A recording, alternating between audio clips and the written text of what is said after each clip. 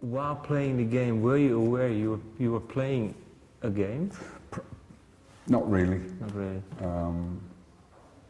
I've talked to other guys, you know, who did very, very well through the 90s also, and one thing leads to another thing, and the business was different then. There was a job to do, there was a tour to do, and the compromises didn't seem to be too bad. You know, they weren't too bad. And you try to help the record company, and you know, you begin an album, you're very happy, and a record executive says, could you give me that one shorter? Okay. Could you give me that one faster? Okay. Could you give me that one just for the radio without the slide guitar? Yeah. And then all of a sudden you arrive somewhere and that version is the only version. I know what you mean. And then you go, okay. And then there's a dance mix, and you say, I don't want to do that. And you say, oh, please help us, you know. Yeah. So you go, okay, I'll help. That was a mistake of mine, big mistake. And you know, when... I often thought I was helping, when really I was, in terms of a life, I wasn't helping at all, you know. Oh, but you weren't helping yourself, you mean? No. And now there's no need for all that. And the business has changed so much, it doesn't really matter anymore. But I always felt sad over the last 10 years that we were all losing album culture because of digital.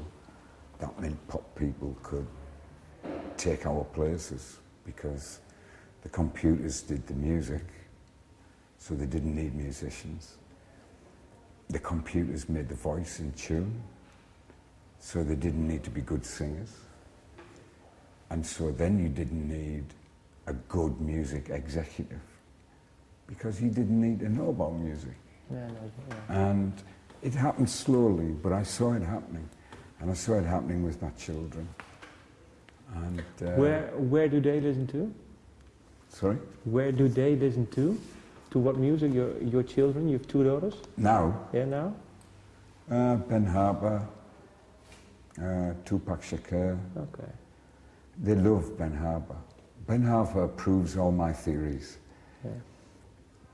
In the old album culture day, when there were radio for albums, when there was TV for albums, and not just all pop, Ben Harper would have become somebody between Bob Marley and Jimi Hendrix. You know, I can't praise him more highly. He's fantastic. And the proof of my theory is my daughters keep stealing his CDs off me. But they only know about him because Papa's a slide guitarist. If they had to look to the business, they don't know about it. Yeah, no, yeah. And some of their friends come and they see some of the Ben Harper stuff Papa has at home and they steal it. So, because they think he's cool. They think he is the coolest guy around. And yet, the business doesn't give it to them because there are no programs on daytime radio for Ben Harper. You know, but everyone who knows him loves him, and it's a shame because there are other people. Ben Harper's an obvious big example, but I don't know what you mean. Less well known. yeah, there's hundreds of other people that I see come, I see go. I know a great slide guitarist in Northern Ireland, young guy, and they just say to him, "No. Don't need that, you know, we need a pop star." Yeah, no. When I was around selling big records, there was 2. You know, we'd come to Holland, we'd do a TV show, and there'd be yours. And they also might be Van Morrison or Dire Straits or whatever. And there would be the pop stars. Now there's only the pop stars. Yeah. It's a shame.